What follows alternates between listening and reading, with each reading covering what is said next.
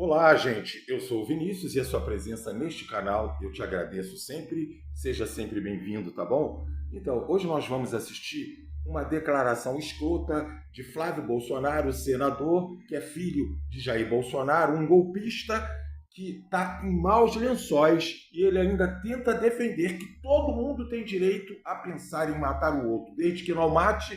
Enfim, vamos entender isso, que antes do Flávio falar, o deputado federal Ottoni de Paula, que era bolsonarista, mas deixou o barco porque viu o fracasso de Bolsonaro, e ele fala com clareza, mesmo sendo cínico.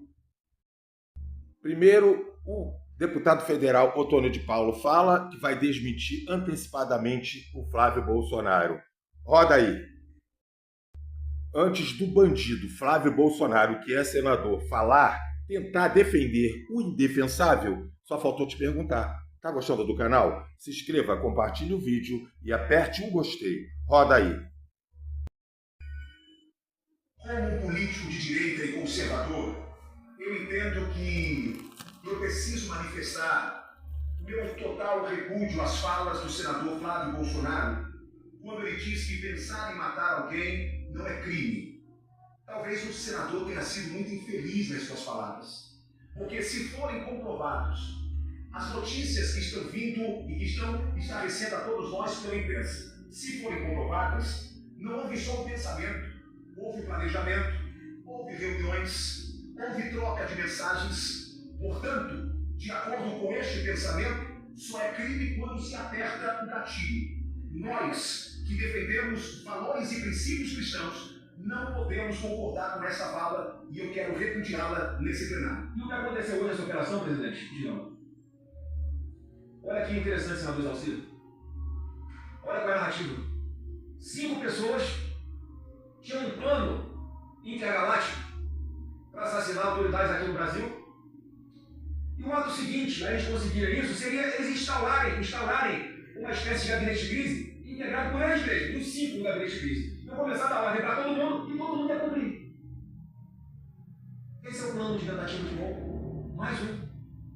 Esse episódio de hoje reflete bem o que vem acontecendo ao longo do tempo, as narrativas que vão criando, junto com o apoio da grande mídia, alguma sensação de que essas pessoas têm que ser punidas, fizeram mal quando não fizeram. Essa situação de hoje não era nem para ter inquérito aberto, porque vontade de matar alguém, todo mundo alguma verdadeira já teve, né? Mas que seja abominável esse sentimento, a gente olha, pede perdão a Deus por ter tido essa vontade, isso não é crime. E o crime, para ser tentado, em algum momento da sua execução, tem que ter havido algum fato que impediu os agentes de darem continuidade ao plano deles, de concretizar esse crime. O que não aconteceu também nesse suposto plano de assassinato de autoridades. Ou seja, não há nem crime, mais um episódio que não há crime.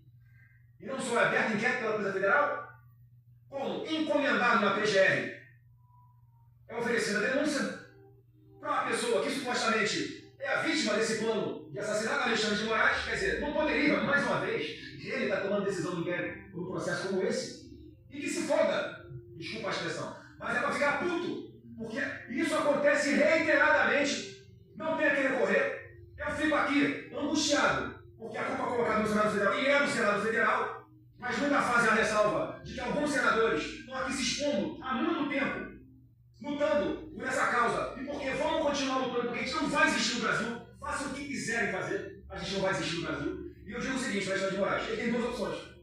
Hoje a prova anistia aqui, ampla, geral e restrita para todo mundo, e algum parlamentar faça a emenda para incluir ele nessa anistia, porque ele cometeu crimes ao longo desse tempo. Ou a gente, da mesma forma, vai aprovar a anistia, e quando nós tivermos maioria no Senado, a gente vai caçar o Alexandre de Moraes.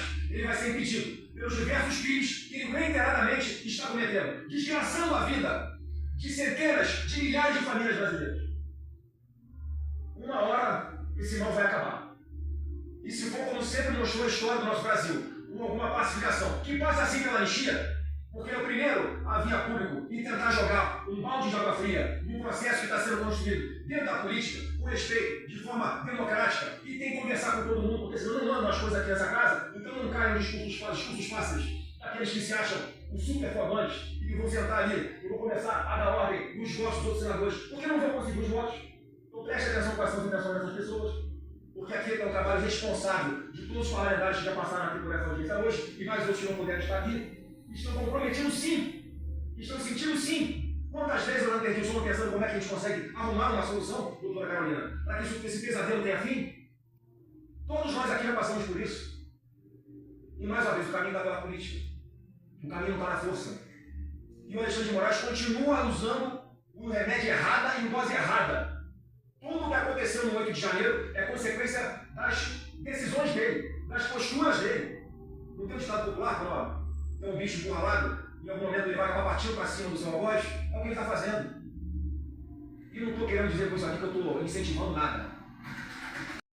Viu o quanto Flávio Bolsonaro é canalha? Defender o indefensável, e o deputado Antônio de Faula foi bem claro quando se expressou, ou seja, dizendo o oposto de Flávio Bolsonaro, contrariando ele. Mas mesmo assim, Flávio ousa bater de frente com a verdade comprovada através da Polícia Federal. E você, o que pensa? Deixe seu comentário gentil, tá bom? Tchau!